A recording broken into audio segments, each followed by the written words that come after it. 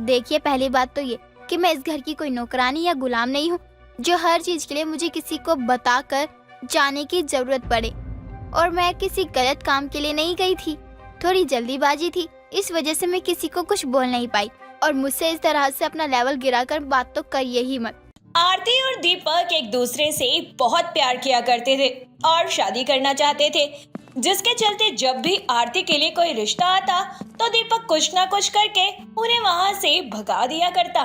कुछ दिनों बाद दोनों के घर वालों को उनके प्यार के बारे में पता चल जाता है और समाज में अपनी इज्जत बचाने के लिए दोनों के परिवार वाले उनकी शादी करवा देते हैं। आरती अपने ससुराल पहुंच जाती है और एक दिन मीना अपनी बहू को घर में ना देखकर अपने बेटे दीपक को बुलाकर बोलती है, तेरी पत्नी कहाँ गई? सुबह सुबह उसको ढूंढ रही हूँ लेकिन कहीं दिखाई ही नहीं दे रही। माँ, वो कोई गाय भैंस तो है नहीं जो मैं उसे बांध के घूमता रहूं। अरे माँ, यहीं कहीं होगी, आ जाएगी। बेटा, मैंने उसे पूरे घर में देख लिया, वो कहीं नजर ही नहीं आ रही है। मुझे तो शक हो रहा है कि वो अपने मायके तो नहीं चली गई ना, क्योंकि उसका मायका तो पड़ोस में ही है, वो कभी भी मुंह उठा के जा सकती है। अरे माँ, उनकी इकलौती बेटी है, अब मायका ससुराल दोनों को देखना पड़ता है उसे। लेकिन वो बार बार अपना ससुराल छोड़कर अपने मायके चली जाती है, ये चीज मुझे अच्छी नहीं लगती। ससुराल पड़ोस में है तो क्या हुआ, ससुराल ससुराल होता है, उसे छोड़कर बार बार मायके जाना तो सही नहीं है ना। अगर उसने ऐसा किया ना तो मैं तुम सबको लेकर कहीं दूर बस जाऊंगी कि वो अपने मायके आ ही नहीं पाएगी। माँ, ये आपकी और आपकी बहू की परेशानी है, आप लोग आपस में बैठ के ना बातचीत कर लीजिए, सब कुछ सही हो जाएगा। अगर मैं बीच में बोला ना और आपकी साइड ली तो वो मुझे सुनाएगी, और उसकी साइड ली तो आप मुझे सुनाओगी, इसलिए मैं बीच में बोलूंगा ही नहीं। बेटा, तू तो शादी के बाद पक्का गुलाम ही हो गया है। मुझे तुझसे ये उम्मीद नहीं थी कि तू शादी के बाद इस तरह से बदल जाएगा। तुझे सही बात बोलने में भी अपनी बीवी के सामने डर लगता है। माँ, मुझे डर नहीं लगता है, लेकिन घर में शांति है, उस शांति को भंग करके तमाशा नहीं करना चाहता मैं। आप दोनों के बीच की बातें आप लोग खुद देख लोगे तो ज्यादा अच्छा होगा। दीपक और उसकी माँ अब आपस में बहस कर रहे होते हैं कि तभी मीना की बहू आरती वहां आती है और दोनों को आपस में बहस करते हुए देखकर बोलती है, क्या बात है, आप लोग किस बात पे बहस कर रहे हैं? कुछ हुआ है क्या? यार कुछ नहीं हुआ यार, तुम्हें कितनी बार कहा है मैंने, कहीं भी जाने से पहले माँ को बता कर जाया करो या पूछ कर जाया करो। अरे कम से कम मुझे ही बता दिया करो, लेकिन नहीं, तुम मेरी माँ को बता दोगी तो तुम्हारी इज्जत घट जाएगी। अरे यार, बिना बात के तमाशा हो जाता है और मुझे सुनना पड़ जाता है। वैसे गई कहाँ थी तुम? देखिए, पहली बात तो ये कि मैं इस घर की कोई नौकरानी या गुलाम नहीं हूँ जो हर चीज के लिए मुझे किसी को बताकर जाने की जरूरत पड़े। और मैं किसी गलत काम के लिए नहीं गई थी, थोड़ी जल्दीबाजी थी, इस वजह से मैं किसी को कुछ बोल नहीं पाई। और मुझसे इस तरह से अपना लेवल गिराकर बात तो करिए ही मत। हद है यार, एक तो तुमने गलती की है, ऊपर से बहस कर रही हो। अरे यार, जरूरी काम था तो एक बार बता देती ना माँ को। अरे माँ तुम्हें मना थोड़ी करती। अरे मेरी माँ को थोड़ी इज्जत दे दोगी तो क्या घट जाओगी? क्या तकलीफ होती है इज्जत देने में तुम्हें? ऐसी बात नहीं है, जितनी इज्जत आप माँ जी की करते हैं उतनी ही मैं भी करती हूँ। लेकिन अचानक से पापा जी का फोन है कि माँ बेहोश होकर गिर गई और आंखें भी नहीं खोल रही। घर में कोई था नहीं, वो बहुत डर गए थे, इसलिए मुझे भागकर जाना पड़ा। क्या ये क्या कह रही हो तुम? मम्मी जी आप कैसी हैं? कोई दिक्कत की बात तो नहीं है ना? नहीं, अब उन्हें कोई दिक्कत नहीं है, वो खतरे से बाहर हैं। एक्चुअली उनका शुगर बहुत ज्यादा बढ़ गया था। अब मेरे आने के बाद उनकी देखभाल करने वाला कोई नहीं है। जो भी वो पापा के लिए बनाते हैं वही वो खा लेती हैं, जो कि उन्हें बाद में नुकसान करता है। कोई बात नहीं, तुमने उनका ध्यान रखना और आती जाती रहा करो उनके पास। और हाँ, मेरी बोली हुई बातों के लिए सॉरी, मुझे पता नहीं था। दीपक इतना कहकर वहां से चला जाता है और आरती भी अपने घर के कामों में लग जाती है। दीपक की बात सुनकर मीना को बहुत गुस्सा आता है और वो अपने आप से बोलती है, बहू का पड़ोस में ससुराल क्या हो गया है? मेरे लिए तो मुसीबत हो गई है। जरा सी इसकी माँ को चक्कर क्या गया, ये तुरंत अपने मायके पहुँच गई, अपना ससुराल छोड़कर। अगर यही इसका ससुराल पड़ोस में ना होकर कहीं दूर होता ना, तो क्या वो यहाँ से वहाँ आ पाती? मुझे कुछ न कुछ तो करना ही पड़ेगा, वरना ये बहू तो हमेशा अपना ससुराल छोड़कर मायके में ही बैठी रहेगी। मीना उसी दिन से अपनी बहू आरती पर नजर रखने लगती है और जब भी आरती किसी काम से मायके जाने की बात मीना से कहती तो वह उसे कोई ना कोई और काम थमा दिया करती और उसे मायके जाने से रोक लिया करती। ऐसे ही एक दिन आरती अपने माता पिता के लिए उनके पसंद का खाना बनाकर उन्हें देने जा ही रही होती है कि तभी मीना उसे बीच में रोककर बोलती है। बहू, तू कहाँ जा रही है? चल मेरे लिए खाना लगा, मुझे बहुत जोरों की भूख लगी है। माँ जी बस अभी लगाती हूँ। एक बार मम्मी पापा को ये वाला खाने का सामान दिया हूँ। आज मम्मी ने घर पर कुछ नहीं बनाया है। बहू एक काम कर, तू अपने मायके ही बस जा, तुझे अपने ससुराल में आने की जरूरत ही नहीं है। तेरा ससुराल बगल में है तो क्या हो गया, तूने तो अपने ससुराल की जिम्मेदारी को छोड़ ही दिया है। अगर यही तेरा ससुराल कहीं दूर होता ना तो तू क्या अपने माँ बाप के लिए खाने का सामान बनाकर अपने ससुराल से भिजवा पाती? माँ जी ये तो मेरी किस्मत की बात है कि मेरा ससुराल पड़ोस में ही निकला और मुझे अपना मायका और ससुराल दोनों का प्यार एक साथ मिल रहा है। ना मुझे ससुराल के लिए अपना मायका छोड़ना पड़ रहा है और ना मायके आने के लिए अपना ससुराल। सब कुछ ठीक तो चल रहा है, फिर आपको परेशानी किस बात की है? ऐसा तो नहीं कि मैं अपने ससुराल के कामों को, ये जिम्मेदारियों को अच्छे से नहीं निभाती। मैं तो दोनों चीज अच्छे तरीके से ही निभा रही हूँ ना। हाँ, तू सभी चीजों को सही तरीके से कर रही है, लेकिन मुझे तेरा ये बार बार अपने मायके जाना बिल्कुल भी अच्छा नहीं लगता। तू मेरे साथ कितना समय बिताती है, क्या तेरे मेरे प्रति कोई जिम्मेदारी नहीं है? नहीं माँ जी, ऐसी कोई बात नहीं है। मैं आपको अपनी माँ की तरह मानती हूँ और मैं आपसे जुड़ी सभी जिम्मेदारियों को अच्छे से निभाऊंगी। अगर ऐसी बात होती ना तो तू अपने मायके के बारे में नहीं बल्कि पहले अपने ससुराल के बारे में सोचती और मुझे पहले खाना देती, ना कि अपने मायके वालों के लिए खाना लेके जाती। माँ जी तो आप ही बताइए कि मैं ऐसा क्या करूँ जिससे आपको यकीन हो जाए कि मैं अपने ससुराल वालों को अपने मायके वालों से ज्यादा प्यार करती हूँ। तो तू एक काम कर, आज तू ये खाना लेकर अपने मायके नहीं जाएगी, चुपचाप रसोई में जा, मेरे लिए खाना निकाल, वरना अगर तू आज गई तो तेरे ससुराल के दरवाजे तेरे लिए हमेशा के लिए बंद हो जाएंगे। अपनी सास की बात सुनकर आरती मजबूर हो जाती है और खाने की थाली वापस से रसोई में रखने चली जाती है और अपनी सास के लिए खाना निकालने लगती है। मीना को इस बात से बिल्कुल भी फर्क नहीं पड़ता था कि उसकी बात से आरती को कितना बुरा लगता है। वह आराम से बैठकर खाना खाने लगती है। वहीं दूसरी तरफ आरती के मायके वाले आरती के खाने का इंतजार कर रहे होते हैं।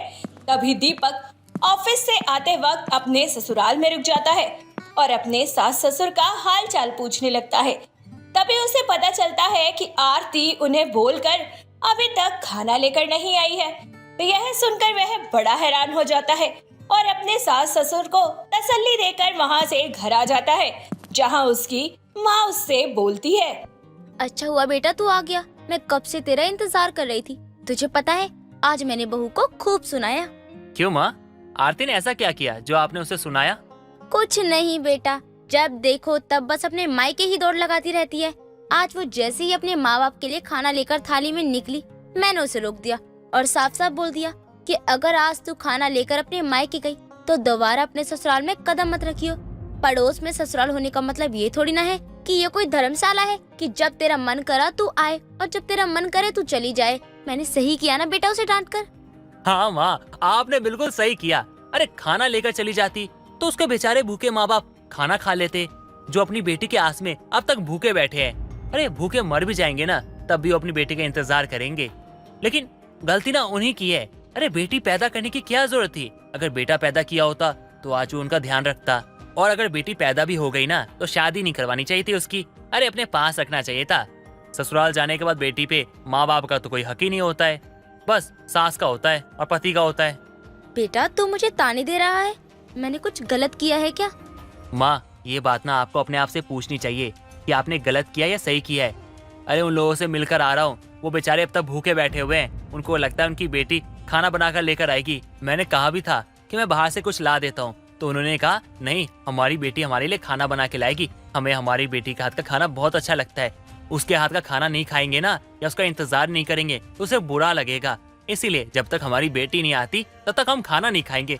माँ आपको पता है ये सुनने के बाद ना मुझे कैसा महसूस हुआ। माँ पड़ोस में शादी हुई है तो उसमें उसकी क्या गलती है? और वो अपने माँ बाप की इकलौती बेटी है, उसे अपने माँ बाप को भी देखकर चलना होगा। माँ और एक बात बताइए माँ, आपकी भी तो बेटी है ना, उसका ससुराल अगर आपके पास में होता तो क्या आप अपनी बेटी को देखना नहीं चाहती? अपने बुरे समय में अपनी बेटी को बुलाती नहीं अपने पास? बुलाती ना माँ। तो वैसे ही उन्होंने अपनी बेटी को बुला लिया तो कौन सा पहाड़ टूट गया? माँ आपका तो एक बेटा भी है, लेकिन उनका तो कोई बेटा नहीं। उनके लिए बेटी बेटा सब एक ही है। और आपने उनके साथ गलत किया माँ। अपने बेटे की बात सुनकर मीना को अपनी गलती का एहसास होता है। अपनी बहू के पास जाकर उसे अपनी गलती की माफी मांगती है और उसे अपने मायके खाना भेजने को बोल देती है। उस दिन के बाद से मीना फिर कभी अपनी बहू को उसके मायके जाने से नहीं रोकती। राम एक साधारण किसान है जो गांव में अपने छोटे से खेत पर मेहनत करके अपना काम और अपने परिवार का गुजारा करता था। उनकी पत्नी सीमा एक समझदार और संप्रत महिला थी। उनका एक बेटा मोहन है जो शहर में पढ़ाई कर रहा है। राम और सीमा ने बड़ी मेहनत से अपने बेटे को पढ़ाई के लिए भेजा ताकि वो अच्छे से भविष्य की नींव रख सके। कुछ टाइम बाद मोहन की पढ़ाई पूरी हो जाती है और उसे अच्छी नौकरी भी मिल जाती है। वो बहुत खुशखबरी लेकर अपने गांव आता है और अपने माता पिता से बोलता है, माँ, पिताजी, आप लोग के दुख के दिन खत्म हो गए। मुझे ना शहर में एक बहुत अच्छी नौकरी मिल गई है और तनख्वाह भी बहुत अच्छी है। अब आप लोग ने चिंता मत कीजिएगा। आप लोग को अब कभी भी किसी भी चीज के लिए सोचना नहीं पड़ेगा। आपको हर एक चीज लाकर मैं दूंगा, क्योंकि इस घर की जिम्मेदारी अब से मैं उठाऊंगा। बेटा, तेरे मुंह से ये सब सुनने के लिए बरसों से इंतजार कर रही थी। कब तू आकर मुझसे कहेगा कि माँ, अब मैं इस घर की सारी जिम्मेदारी उठाने लायक हो गया हूँ। आज मेरी तपस्या सफल हो गई है। मैंने अपने बेटे को इस लायक बना दिया है कि वो घर की जिम्मेदारी निभा सके। हाँ माँ, मैं आज इस लायक बन गया हूँ कि मैं आप लोगों की जिम्मेदारी अच्छे से निभा सकूँ। माँ, मुझे आपसे एक बात करनी थी। हाँ बेटा, बोलना। तू मुझसे क्या कहना चाहता है? आज तू जो बोलेगा तेरी सारी बात मान लूंगी। तूने मेरा सर गर्व से ऊंचा कर दिया है। माँ, शहर में मैं पूजा नाम की एक लड़की से बहुत प्यार करता हूँ और पूजा भी बहुत समझदार है और पढ़ी लिखी भी है और मैं शादी करना चाहता हूँ उससे। लेकिन अगर आप लोगों की मर्जी नहीं है तो मैं शादी नहीं करूँगा। बेटा, आज तक मैंने तुझे कभी किसी चीज के लिए मना नहीं किया है जो आज करूँगी। अगर तूने पसंद किया है तो जरूर लड़की अच्छी होगी। मुझे और तेरे पिताजी को इस शादी से कोई परेशानी नहीं है। हम तेरी पसंद की हुई लड़की से तेरी शादी करवा देंगे ताकि तू जीवन में कामयाब हो सके। जब किसी इंसान को मनपसंद चीज मिलती है तो उससे उसकी ऊर्जा बढ़ जाती है और उसका ध्यान काम में बहुत लगता है। अपने माता पिता की बात सुनकर मोहन बहुत खुश हो जाता है, जिसके बाद उसके माता पिता उसकी पसंद की लड़की के साथ उसकी शादी करवा देते हैं। पूजा का स्वभाव बहुत ही मिलनसार था और स्नेही था, जिससे राम और सीमा दोनों ही बहुत खुश होते हैं। पूरे परिवार में एक नया जोश और ऊर्जा आ जाती है। पूजा ने अपनी जिम्मेदारियों को बखूबी संभाल लिया था, जिसे खुश होकर सीमा पूजा से बोलती है, बहू, तुम्हारे इस घर में आने से घर की रौनक बढ़ गई है। तुम इस घर की लक्ष्मी का रूप हो। तुम्हारे आते ही चारों तरफ खुशियाँ फैल गई हैं। माँ जी, इतना प्यार करने वाला ससुराल पाकर मैं भी बहुत ज्यादा खुश हूँ। मुझे उम्मीद नहीं थी कि मेरे जैसे बिना माँ बाप की बेटी को इतना प्यार करने वाला ससुराल मिलेगा। तुम्हारे आते ही चारों तरफ खुशियाँ फैल गई हैं। बहू, तुमने आज तो बोल दिया, लेकिन आज के बाद ये बात जुबान पे मत लाना। तुम्हारे माँ बाप है ना, हम है तुम्हारे माँ बाप। आज के बाद तुम कभी भी अपने आप को बिना माँ बाप की मत समझना। मुझे माफ कर दीजिए माँ जी, अगर मैंने आपका दिल दुखाया हो तो मैं आपसे वादा करती हूँ कि मैं आज के बाद कभी इस बात को अपनी जुबान पर लेकर नहीं आऊंगी। सीमा बड़े ही प्यार से अपनी बहू को गले लगा लेती है। सब कुछ ठीक चल रहा था, तभी अचानक से एक दिन राम की तबीयत बिगड़ने लगती है। डॉक्टर से जांच करवाने पर पता चलता है कि उसे गंभीर बीमारी है। राम की बीमारी के कारण परिवार की आर्थिक स्थिति कमजोर होने लगी थी। सीमा और पूजा मिलकर घर के खर्चों को संभालने की कोशिश करती हैं, लेकिन हालात इतने बिगड़ जाते हैं कि कठिन समय में मोहन को अपनी नौकरी छोड़कर घर आना पड़ता है, जिसके कारण वो भी आर्थिक रूप से कमजोर हो जाता है। अपने पति की कमजोरी को देखते हुए पूजा ने अपनी पढ़ाई और कौशल का सही उपयोग करते हुए एक छोटा सा व्यापार शुरू करने का फैसला किया और इस बारे में बात करने के लिए वो अपनी सास के पास जाती है और कहती है, माँ जी, पिताजी की तबीयत खराब होने के कारण घर की स्थिति दिन पे दिन बहुत खराब होती जा रही है और नौकरी जाने की वजह से ये भी आर्थिक रूप से कमजोर हो गए हैं। अपने घर की स्थिति को सुधारने के लिए मैं एक नया व्यवसाय शुरू करना चाहती हूँ। बहू, बात तो तुम्हारी बिल्कुल सही है, क्योंकि ऐसे हाथ पे हाथ धरे रहने से कुछ नहीं होने वाला है, वरना कुछ टाइम बाद तो हमारे खाने के लाले पड़ने लगेंगे। नहीं माँ जी, ऐसा कुछ भी नहीं होगा। आप चिंता मत कीजिए, मैं सब कुछ संभाल लूंगी। आप बस मुझे नया व्यवसाय शुरू करने के लिए आज्ञा दे दीजिए। बहू, मैं तुझे आज्ञा दे दूंगी, लेकिन नया व्यवसाय शुरू करने के लिए हमारे पास पैसे नहीं है। इस टाइम हमारी आर्थिक स्थिति खराब हो चुकी है। नया व्यवसाय कैसे शुरू करेंगे हम? माँ जी, अगर आपको कोई ऐतराज ना हो तो मैं अपनी शादी के गहनों को गिरवी रखकर कुछ पैसे उधार ले लेती हूँ और जैसे ही मेरा काम सेट हो जाएगा मैं उन गहनों को छुड़ा लूंगी। सीमा को अपनी बहू पर बहुत विश्वास था, जिसके कारण वो गहने को गिरवी रखने की इजाजत दे देती है। जिसके बाद पूजा ने घर की महिलाओं के लिए सिलाई कढ़ाई का काम शुरू किया। धीरे धीरे पूजा के काम की सराहना होने लगी और उसका व्यापार अच्छा चलने लगा। पूजा ने अपने परिश्रम और लगन से परिवार की आर्थिक स्थिति को संभाला और राम के इलाज के लिए पैसे भी जुटाए। पूजा की मेहनत और आत्मविश्वास ने गांव के लोगों को भी प्रेरित किया। उन्होंने पूजा के काम में मदद करना शुरू किया। गांव की औरतें भी पूजा के साथ मिलकर काम करने लगी। इस प्रकार पूजा ने न केवल अपने परिवार को संभाला बल्कि गांव के विकास में भी अपना योगदान दिया। ये सब देखकर सीमा ने अपने बेटे मोहन से कहा, बेटा, तेरी पसंद सच में बहुत अच्छी थी। अगर मैंने उस टाइम तेरी पसंद पे विश्वास नहीं किया होता तो आज हमारे घर के हालात कभी नहीं सुधरते।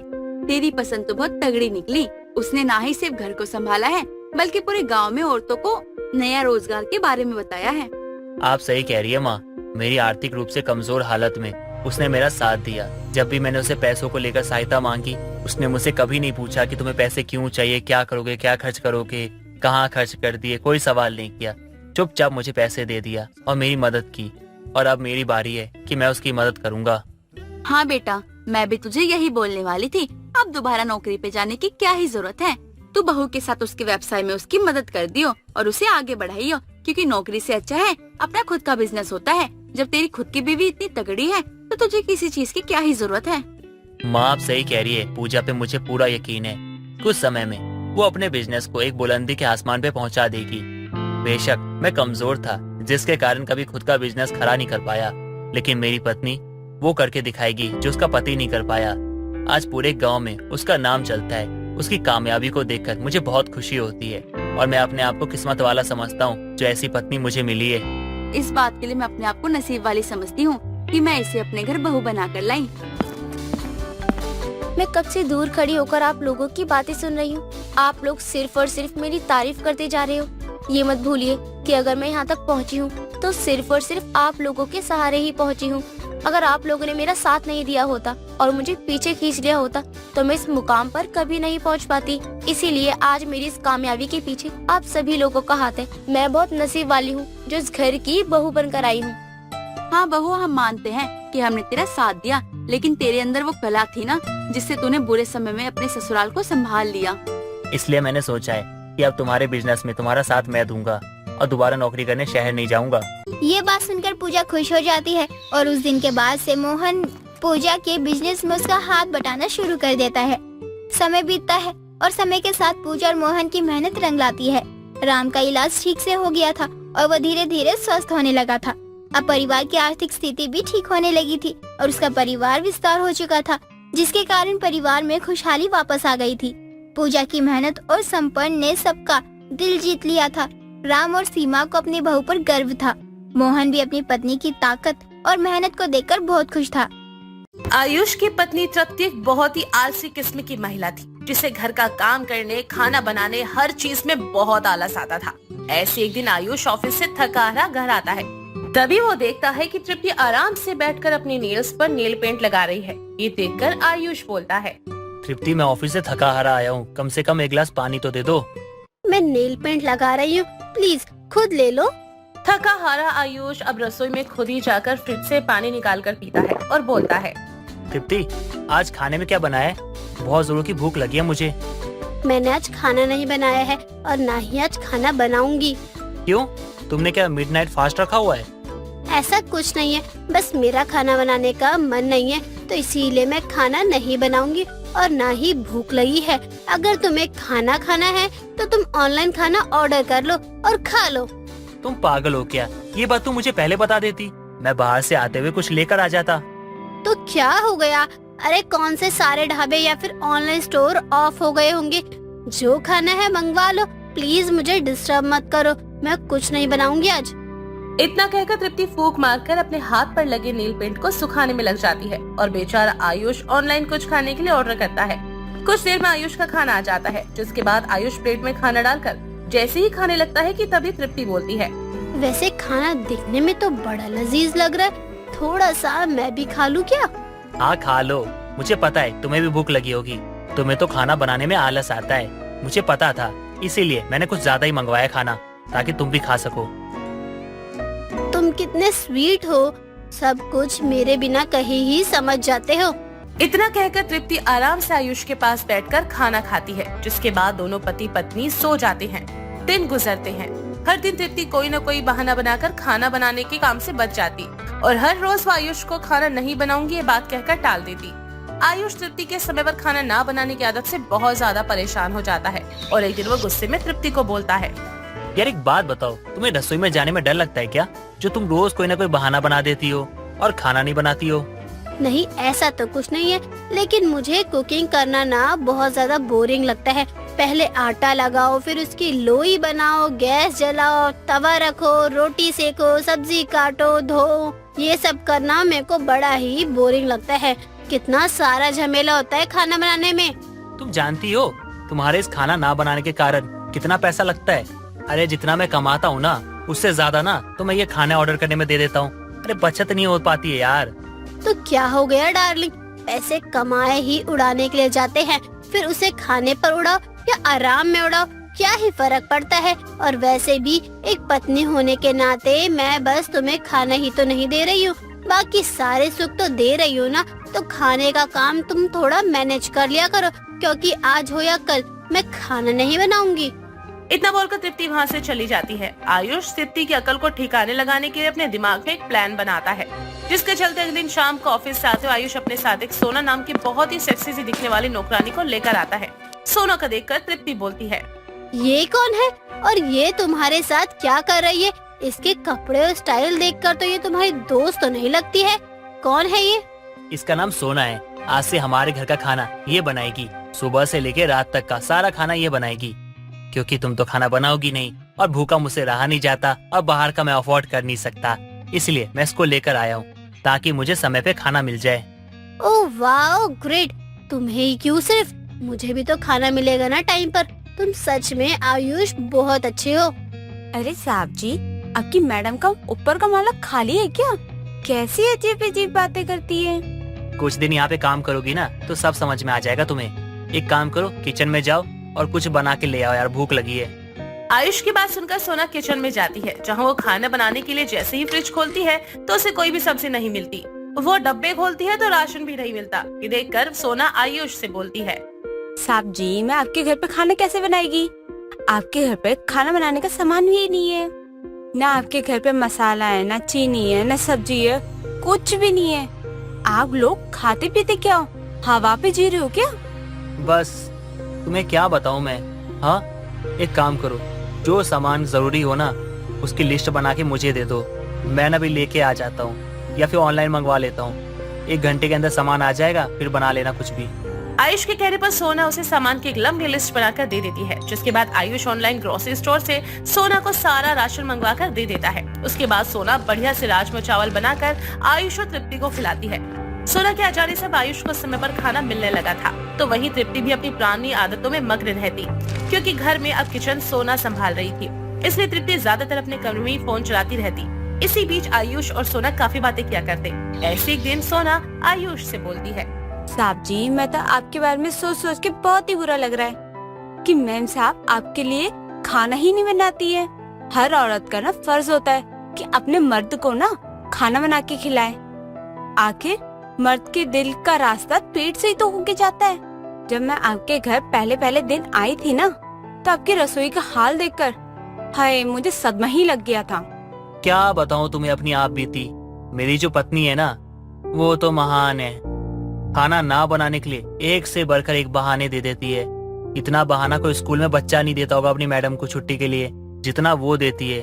उसके खाना ना बनाने के बहाने सुन सुनकर 2 साल बीत गए हैं, और ये 2 साल कैसे बीते ये बस मैं ही जानता हूँ। वो तो भगवान का शुक्र है कि तुम समय पे मिल गई और खाना बना के दे रही हो हमको। ऐसे ही सोना आयुष काफी देर तक बातें करते रहते। दिन गुजरते चले जाते हैं और सोना आयुष की अच्छी दोस्ती हो जाती है, जिसके बाद सोना को आयुष एक नौकरानी ना समझकर एक फैमिली मेंबर की तरह ट्रीट करने लगता है। ऐसे एक दिन आयुष हाथों में एक तोहफा लिए आता है, जिसे देखकर तृप्ति उछलते हुए बोलती है, तुम मेरे लिए लाए हो ना जानू? नहीं, ये तोहफा तुम्हारे लिए नहीं लाया हूँ मैं। तो फिर किसके लिए लेकर आए हो? ये तो मैं सोना को देने के लिए लाया हूँ। सोना के लिए? तुम पागल हो गए हो क्या? घर के नौकरों को तोहफा कौन देता है? नौकर नहीं है वो इस घर की, वो अन्नपूर्णा है। तुम ना उसकी इज्जत करना सीख लो। जो चीज ना तुमने 2 सालों में नहीं की वो 2 महीने में कर चुकी है, इसलिए ना उसको तोहफा देना बनता है। ये क्या बकवास कर रहे हो तुम मेरी तुलना एक नौकरानी से कर रहे हो। हाँ कर रहा हूँ। और वैसे भी तुम इस घर में हो या नहीं हो इससे मुझे कोई फर्क नहीं पड़ता है। तुम कौन सा मुझे खाना बना के खिलाती हो? तुम ऐसे कैसे बोल सकते हो? मैं तुम्हारी पत्नी हूँ, भूल रहे हो क्या? उस 2 कौड़ी की लड़की के लिए तुम मुझे इतनी बड़ी बात बोल रहे हो। ये क्या बोले जा रही हो तुम? तो शर्म नहीं आती क्या? उसको 2 कौड़ी की लड़की कह रही हो जो सुबह उठकर तुम्हें खाना बना के खिलाती है, तुम्हारे पति को खिलाती है, पति को टिफिन देती है, रात का खाना बनाती है। जो काम तुम्हें करना चाहिए ना पत्नी होने के नाते, वो सब काम वो करती है। तुम्हारा पति थका हारा काम से आता है तो उसको खाना मिलता है, वो भी उसकी पसंद का। 2 साल से ना तुमको देख रहा हूँ, हमेशा तुम्हारी जुबान पर बस एक ही बात होती है कि आज मैं खाना नहीं बनाऊंगी, आज मैं खाना नहीं बनाऊंगी। इसलिए ना तुमसे ना मैं परेशान हो चुका हूँ। तुमसे अच्छी ना मुझे वो लगती है, हालांकि वो मेरी छोटी बहन जैसी है और इसीलिए मैं उसको मानता हूँ क्योंकि ना वो मेरी छोटी बहन जैसी ही है। लेकिन तुम ये बात समझ नहीं पाओगी क्योंकि ना तुम्हें अपने अलावा कुछ दिखता ही कहाँ है।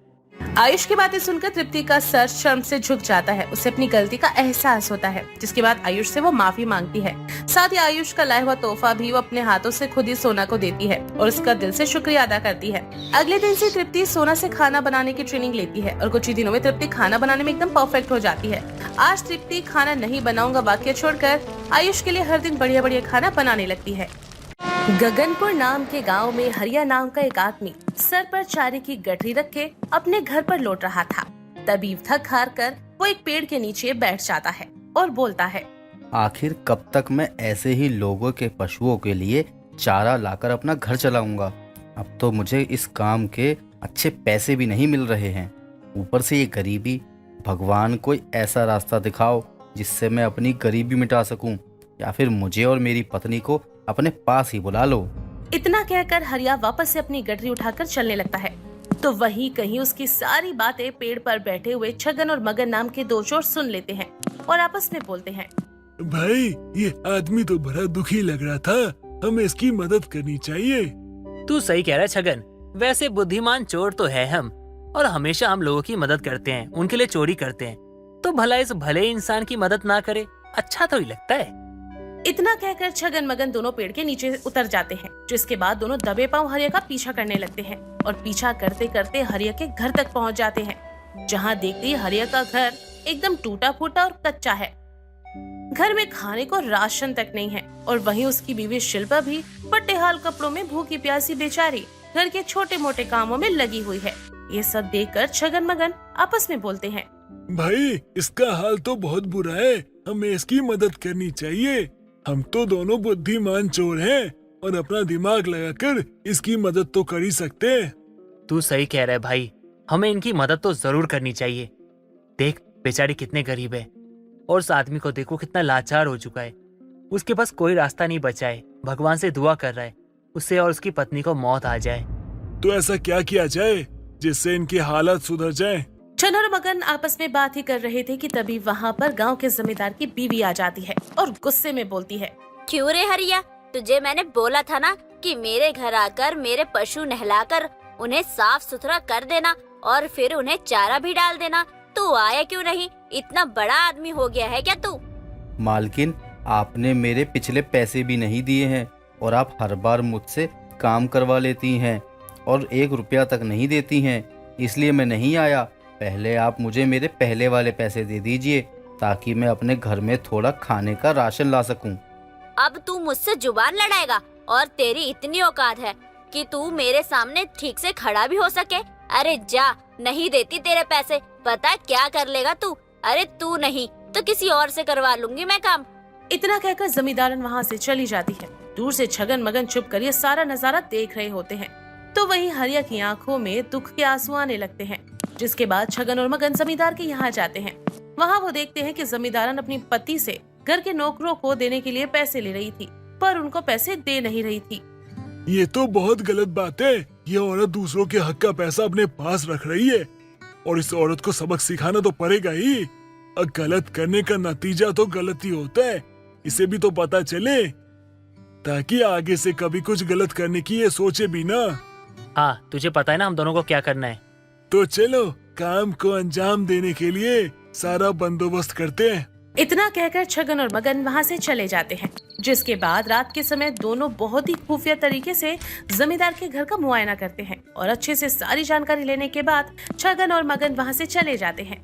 2 दिन बाद जमींदार किसी काम से शहर जाता है। उसी रात छगन और मगन अपने मुंह पर नकली दाढ़ी मूछ लगाकर डाकू जैसा रूप बना लेते हैं और जमींदार के घर में घुस जाते हैं।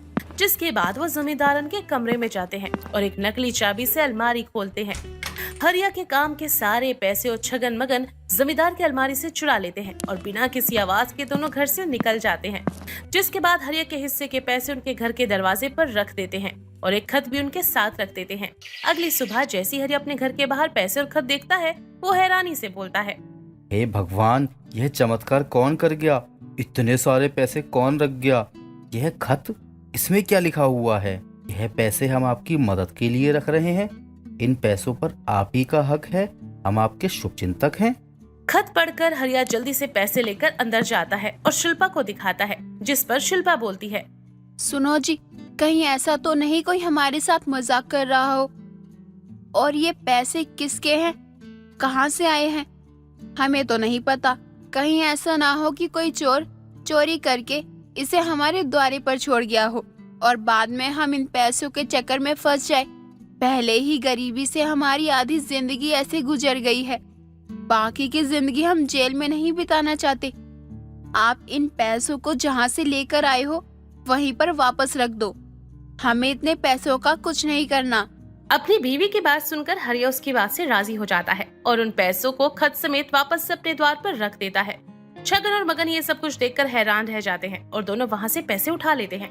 जिसके अगले दिन छगन और मगन उन पैसों से राशन और जरूरत का सामान खरीदकर सुबह होने से पहले ही हरिया के दरवाजे पर रख देते हैं। हरिया सुबह जैसे ही उठकर अपने दरवाजे पर पहुँचता है तो वहाँ पर राशन और जरूरत का सामान रखे हुए देखता है। तभी हरिया खुद से बोलता है, अरे आखिर ये सब क्या हो रहा है?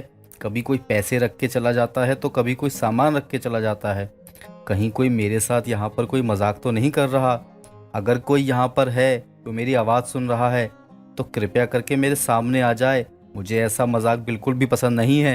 हरिया की बात सुनकर छगन और मगन सामने आ जाते हैं और उन दोनों को देखकर हरिया बोलता है, आप कौन है? क्या आप ही सब कुछ कर रहे हैं? हम दोनों भाई है और चोर भी। यानी कि यह सब कुछ आप चोरी का लेकर आए हैं? राम राम राम, मेरी बीवी सही कह रही थी। अच्छा हुआ जो मैंने इस सामान को हाथ नहीं लगाया, नहीं तो मेरी तो जिंदगी जेल में चक्की पीसते हुए निकल जाती। नहीं हरिया, तुम जो सोच रहे हो ना वैसा कुछ भी नहीं है। चोरी हम करते हैं लेकिन सिर्फ अच्छी चीजों के लिए। चोरी तो चोरी होती है। चोरी में भी अच्छा या फिर बुरा थोड़ी ना होता है कुछ। हरिया, पहले हमारी बात सुनो और पहले ना तुम घर के भीतर चलो। यहाँ खड़े होकर बात करना सही नहीं होगा। छगन मगन सामान उठाकर हरिया के घर के अंदर चले जाते हैं, जहाँ पर छगन बोलता है, हरिया, हम दोनों अच्छे चोर हैं। हम लोगों के भले के बारे में सोचते हैं। हम चोरी करते हैं लेकिन लोगों के लिए करते हैं। उस जमींदारन ने तुम्हारा हक मान लिया था तो हमने उसके पास चोरी की और तुम्हारा हक का पैसा तुम्हें लाकर दे दिया। और जब तुमने पैसे नहीं लिए तो हम तुम्हारी जरूरत का सामान ले आए। पर चोरी करना तो गलत बात है ना। भले ही आपका चोरी करने की नीयत सही है लेकिन आप चोरी तो कर ही रहे हो ना। और भाई, चोरी तो चोरी ही होती है। तुम चिंता मत करो। अगर किसी चोरी से किसी का भला होता है तो वो चोरी चोरी नहीं होती है। अब तुम्हारी मदद तो हमने कर दी। अब उस जमींदारन का सच सबके सामने लाना होगा। हम जैसा तुम्हें कह रहे हैं तुम वैसा ही करना। इतना बोलकर छगन और मगन हरिया को सब कुछ समझाते हैं। जिसके बाद हरिया जब जमींदार और जमींदारन के साथ बैठा होता है तब वहाँ जाता है और बोलता है, मालकिन, मेरे पैसे दे दीजिए। मेरे घर में अन्न का एक दाना तक नहीं है। अरे हरिया, तुम्हें तुम्हारे पैसे अभी तक नहीं मिले हैं, पर मैं तो बहुत ही पहले तुम्हारी सारी रकम अपनी बीवी को दे चुका हूँ। क्या उन्होंने तुम्हें अभी तक कोई पैसा नहीं दिया? तुम चुप क्यों हो? बोलते क्यों नहीं? हरिया के जमींदार के पैसे सामने मांगने पर जमींदारन की बीवी का सच भी बाहर आ जाता है। इसके बाद बाकी के सभी लोगों के पैसे भी जमींदार खुद अपनी बीवी के हाथों से दिलवा देता है और इस तरह छगन मगन चोरों की बुद्धिमानी से हरिया के साथ साथ सभी का जीवन भी सुधर जाता है। भीम सिंह बड़ा कामचोर आदमी था। उसे बिस्तर पर बैठे बैठे बस सुबह से लेकर शाम तक चाय नाश्ता ही चाहिए होता। उसके आलसपन से पूरा परिवार परेशान था। ऐसी एक दिन भीम सिंह की पत्नी सविता की तबीयत कुछ ठीक नहीं थी, इसलिए वो अपनी बहू नेहा से कहती है, अरे बहू, जरा अपने ससुर जी से तो बोल दे कि मार्केट जाकर सब्जियां ले आएंगे। घर में एक भी सब्जी नहीं है खाने को। पर सासू माँ, पापा जी तो आराम कर रहे हैं और आपको तो पता ही है, चाहे कुछ भी कह लो, ससुर जी तो हिलने वाले नहीं है, क्योंकि उन्हें तो आराम करना ज्यादा पसंद है, काम करना तो पसंद ही नहीं है ना। तू जाकर ना साफ साफ अपने ससुर जी से ये बोल दियो कि ये मेरा ऑर्डर है। देखती हूँ कैसे नहीं मानते मेरी बात को। नेहा अपने ससुर के पास जाती है और उनसे कहती है, पापा जी, सासू माँ ने आपको कहा है कि मार्केट जाकर सब्जी ले आओ आप। अरे तेरी सास का दिमाग खराब हो गया है क्या? उसे दिखाई नहीं देता? अब मैं आराम कर रहा हूँ, चुपचाप जाकर सास को बोल दे अब मैं कोई काम नहीं करने वाला, मैं आराम कर रहा हूँ। इस घर का मालिक हूँ, वो होती कौन है मुझे ऑर्डर देने वाली? और हाँ, मुझे ऑर्डर देने की कोशिश मत करना तुम लोग, मैं मालिक हूँ घर का। पापा जी, सासू माँ का ये कहना है कि उन्होंने जो ऑर्डर दिया है, अगर वो आपने पूरा नहीं किया और कैंसिल करने का सोचा भी, तो आपके लिए अच्छा नहीं होगा। अब आप दोनों ये बताओ कि मैं क्या करूं? अच्छा, तो बुढ़िया की इतनी हिम्मत हो गई है, वो मुझे धमकी दे रही है, वो भी मेरे पीठ पीछे। अगर हिम्मत है तो बोल, आ जाए मैदान में, मैं लड़ने के लिए तैयार हूँ। अरे रहने दो पापा जी, जैसे ही सासू माँ आपके सामने आती है, आपकी बोलती बंद हो जाती है। लंबी लंबी फेंकना तो कोई आपसे सीखे। अरे नेहा बहू, अब तू देखती जा, आज तो तेरी सास की कैसे मैं बैंड बजाता हूँ। बढ़िया ही मुझे ऑर्डर देने वाले उसके बाप का नौकर हूँ क्या? भीम सिंह फिर से काम ना करने का बहाना बनाने लगता है। तब जैसे तैसे सविता वहाँ आती है और भीम सिंह को सुनाने लगती है, क्या कहा तुमने कि तुम मेरे ऑर्डर को कैंसिल करोगे? अरे काम चोरी करना छोड़ दो, अब तो बुढ़ापा भी आ गया है तुम्हारे ऊपर। जब तक जवान थे तब तक तो माँ बाप की प्रॉपर्टी और माँ बाप की कमाई पर ऐश की है तुमने।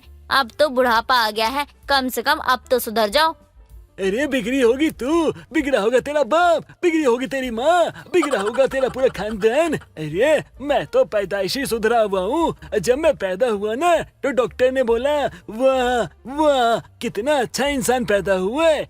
और तू मुझे ऑर्डर देगी हैं? तेरे घर का काम काज करूँ? एक काम करता हूँ ना, साड़ी पहन के चूड़ियाँ पहन के अब बाजार जाता हूँ और सब्जियाँ लेकर आता हूँ। परी आई मुझे काम देने वाली। अच्छा, तो मतलब अब तुम्हारे अंदर इतनी हिम्मत आ गई है कि तुम मुझे मुंह पर मना करोगे? चुपचाप बाजार से सब्जी ले आओ, वरना आज खाने में वो सब बनेगा जो तुम्हें बिल्कुल भी पसंद नहीं है। अरे अरे अरे भगवान, अब मैं तुम्हारा पति हूँ, अपने पति के साथ ऐसा कौन करता है? अरे अरे अरे लाओ लाओ, मैं सब्जी लेकर आता हूँ। छोटी छोटी बातों पर तुम गुस्सा हो जाती हो। अरे अरे लाओ लाओ। यही बात तुमने पहले बोल दिया होता तो शायद मुझे बेकार में अपने कमरे से उठकर यहाँ नहीं आना पड़ता।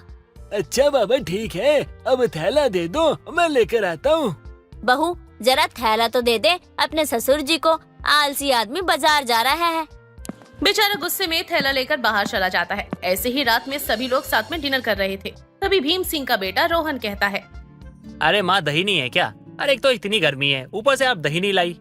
नेहा बहू, दही खत्म हो गई है क्या? हाँ सासू माँ, वो दही तो पहले ही खत्म थी। शाम को मैंने पापा जी को बताया था कि दही याद से ले आना, पर पापा जी तो दही लेकर ही नहीं आए। ये लो, हो गया बेड़ा पार। इस आलसी आदमी को एक काम दिया था, वो भी ठीक से नहीं हुआ इससे। ओ आलसी, रोहन के पापा, चौराहे पर जो दुकान है ना, वहाँ से दही ले आओ। देखो सविता, साफ साफ बोल रहा हूँ, हाँ मुझे बार बार परेशान मत किया करो। तुम्हें पता है ना, एक काम मैं कर करके थक जाता हूँ, लेकिन तुम मुझे एक काम को 10 बार करवाती हो, बार बार भगाती हो। अरे मैं बार बार दौड़ना नहीं चाहता।